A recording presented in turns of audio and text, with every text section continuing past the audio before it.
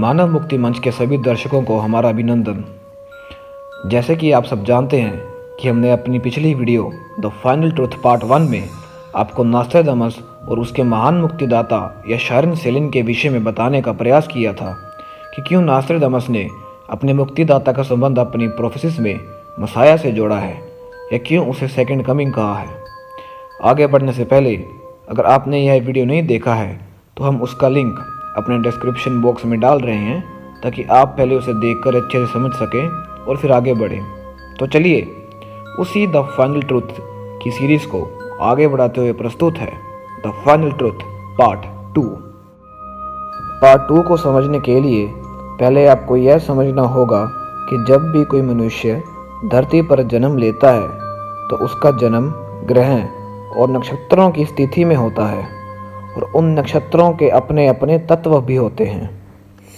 जैसे हम भारत में जब भी अपने सनातन देवी देवताओं के विशेष तिथियों को मनाते हैं तो वह तिथियां उन देवी देवताओं के प्रकट होने या जन्म के समय के नक्षत्रों से संबंधित होती हैं, जैसे श्री राम नवमी और श्री कृष्ण जन्माष्टमी आदि। अब यहाँ तक तो आप ग्रह नक्षत्रों के विषय में समझ ही गए होंगे। तो आइए अब चलते हैं हम नास्ट्रेदामस की शायरन को लेकर की गई अगली भविष्यवाणी पर, जो कि इस प्रकार है। The earth and air will freeze a very great sea when they will come to venerate Thursday, which will be never was so fair. From the four parts will come to honor. अब इस prophecy को बहुत लोगों ने ice as से जोड़कर समझा है, लेकिन ऐसा नहीं है। अब इसे भी समझने के लिए हम आपको फिर से ईसा मसीह की जन्म कुंडली की ओर लेकर चलते हैं। इस पिक्चर से हमने आपको शायरन के जन्म के ज़ोडिएक से संबंधित पहले पार्ट में बता दिया था। अब आप ये जो पिक्चर देख रहे हैं इसमें ईसा मसीह के जन्म के समय के नक्षत्रों का विवरण है। किसी की भी जन्म कुंडली में लगन अर्थात शरीर, सूर्य अर्थात आत्मा और चंद्र अर्थात मन का विशेष महत्व होता है। हर नक्षत्र को ज्योतिष में 4 चरणों या 4 पार्ट्स में बांटा गया है। अब ईसा मसीह की जन्म कुंडली में कन्या लगन में हस्त नक्षत्र उदय है, जो कि अपने पहले चरण में है, जिसे आप पद नाम के अंतिम कॉलम में देख सकते हैं। इसी तरह अगली लाइन में सूर्य देव उत्तराषाढ़ा नक्षत्र में है और खूबसूरत बात यह है कि यह सूर्य देव का अपना ही नक्षत्र है और यह भी अपने चौथे चरण में है। अब तीसरी लाइन में चंद्रदेव रेवती नक्षत्र में है और वह भी चौथे चरण में ही है। अब मैं आपको इन नक्षत्रों के तत्वों की ओर ले चलता हूं। इस स्लाइड को ध्यान से देखिए। इसमें स्पष्ट लिखा है कि हस्त नक्षत्र वायु तत्व में आता है और उत्तराषाढ़ा पृथ्वी तत्व में अर्थात अर्थ एंड एयर। अब ईसा मसीह का चंद्र नक्षत्र रेवती है और इसे आप इस स्लाइड में अंतिम लाइनों में समझ सकते हैं कि वह जल तत्व में आता है।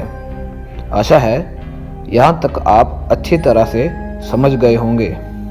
अब मैं आपको नास्ट्रेदामस की शायरन या सेकंड कमिंग को लेकर की गई भविष्यवाणी पर दोबारा ले चलता हूँ। अब इसे समझिए। Earth and air will freeze a very great sea. अब नास्ट्रेदामस ने यहाँ पर इन्हीं नक्षत्रों और तत्वों के बारे में बताने का प्रयास किया है। भाव यह है कि अर्थ अर्थात उत्तराषाढ़ा नक्षत्र और एयर अर्थात हस्त नक्षत्र बृहस्पतिवार को सुशोभित करने आएंगे, लेकिन सी अर्थात जल तत्व रेवती को जमाने या रोकने। अब आगे नास्ट्रेदामस लिखते हैं कि that which will be never was it so fair. From the 4 parts they will come to honor it.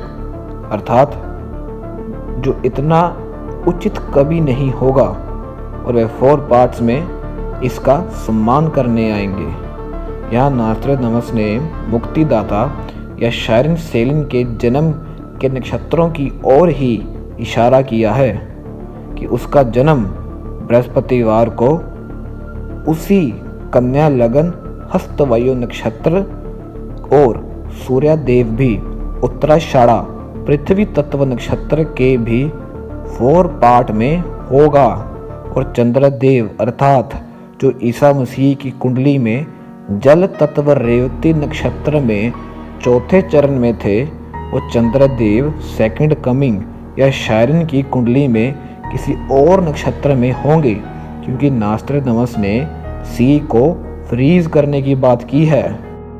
हमारा विश्लेषण कहता है कि इसी प्रोफेसिस के माध्यम से इन्हीं कारणों से नास्ट्राडामस ने शायरन को मसाया से जोड़ा है, जिसमें हमने आपको शायरन को लेकर लिखी प्रोफेसी और ईसा मसीह की कुंडली का विश्लेषण दोनों को सामने रखकर बताने का प्रयास किया है।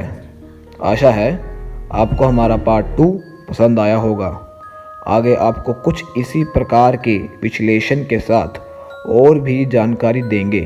तब तक के लिए जय हिंद।